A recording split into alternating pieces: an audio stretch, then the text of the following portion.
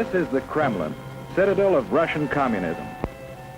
Looking at Russia, we might see it as a country to be studied, as we study other nations of the world. Yet we know that Russia today is regarded as a grave threat to our nation, to our freedom, to the peace of the world. Why so? What makes it a threat? Looking closer, we see a clue. Public display of giant portraits of communist leaders. These leaders, by their actions, have caused the world to stand guard. Here, in Russia, you see the reason why so many nations are building up their defenses.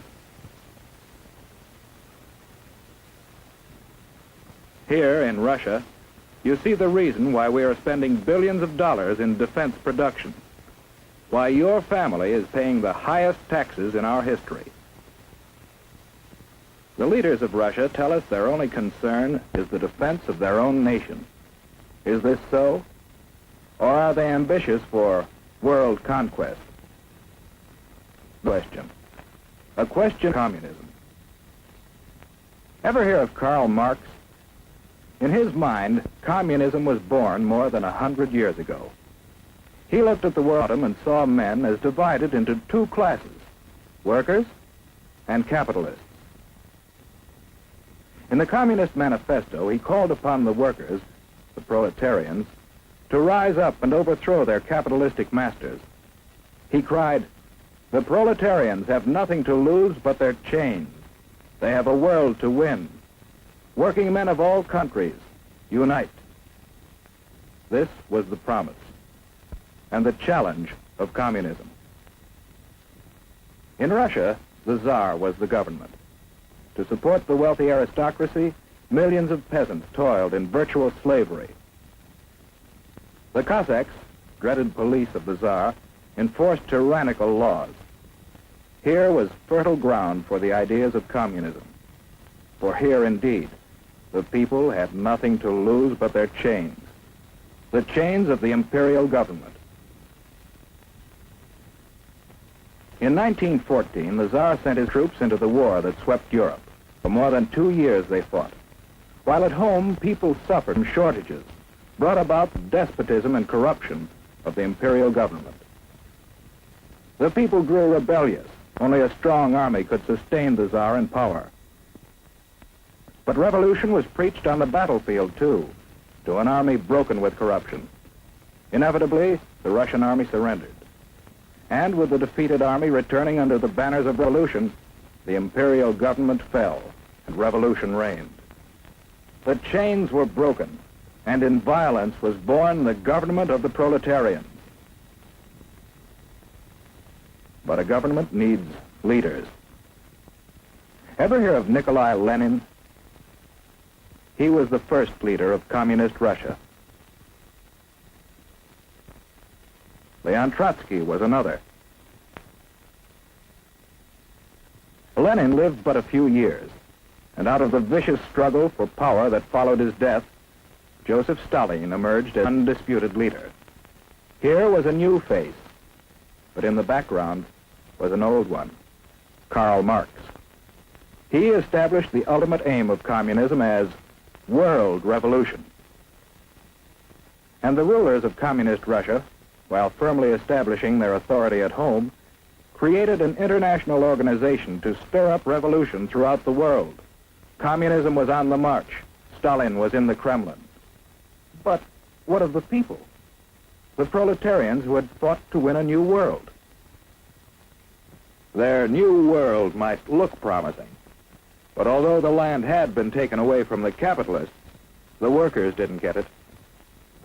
Under communism, virtually everything belongs to the state. The individual has little right to own property or to plan his own life. He's told where to work with his employer. Little freedom to leave his job or seek a better one. Whereas we believe, and our religions teach, that the individual is all important, communism denies religion and debases the individual to a part of the vast machine that powers the state. Children are taken early and molded to fit the machine. Here is no search for truth, The government writes the textbooks, and the children are taught to accept communism and their fate without question. The Kremlin runs all elections, and the outcome is always the same. If anyone dares to disagree, he's given a speedy trial without benefit of jury. Such traitors may be immediately executed or sent off to prison. The proletarians have nothing to but their chains. They have a world to win. Although the people of Russia gained little, the rulers gained mightily in power. They built up a giant war machine, looking forward to the day when their flag would fly over the entire world. Then came the rise of Nazi Germany, another power bent on world conquest. The two nations joined forces, and Russia, believing itself safe from aggression, launched an invasion of Finland and other neighboring nations. For the first time, the world learned that the communists were no longer waiting for world revolution, but were now resorting to outright military aggression to extend their power. After the Nazis turned on their former allies, we supplied Russia with immense quantities of military equipment to wage war against our common foe. And how did Russia come out of the war?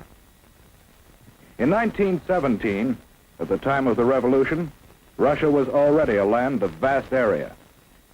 Soon after the end of World War II, Russia had occupied many new territories, bringing additional millions of people under communist control, and serving notice that Soviet Russia was now a world power to be reckoned with. United with Russia in war, we strove to preserve that unity in peace. We helped organize the United Nations, in which the nations of the world have mutually pledged to cooperate in fostering world peace and progress. Andrei Gromyko signed for Russia. But in the first post-war Italian elections, the communists created disorder in an attempt to gain control of the government. Once more, the world was reminded that basic in the idea of communism is the plan of world revolution, and that Russian communism has stepped beyond that plan to achieve world domination through aggression.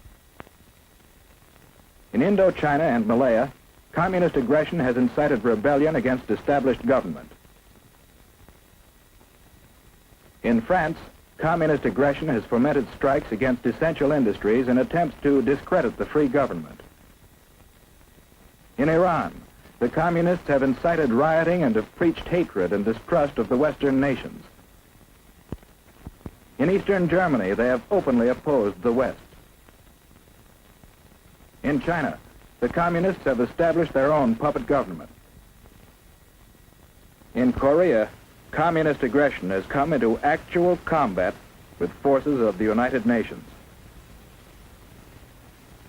And with the most deadly of all weapons available to the Russians, no peoples in the world can feel secure against this aggression.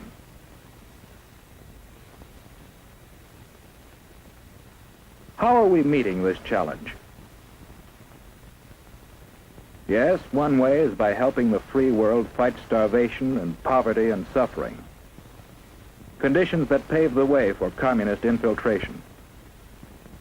We are also supplying equipment for the free nations to develop their own resources and raise their living standards. Another way we are meeting the challenge is by military alliance with some of the other free nations for mutual aid in opposing direct communist aggression. And we are building up our own military defense. But do these preparations mean that we have abandoned hope for peace? No. In the United Nations, we are continually seeking a workable plan for living in peace with communist Russia. Because we want peace, but we do not want this. We believe in freedom. Freedom, born of the conviction that every person is a child of God and is therefore of supreme worth. For these people, for ourselves, for everyone. We want freedom, not tyranny.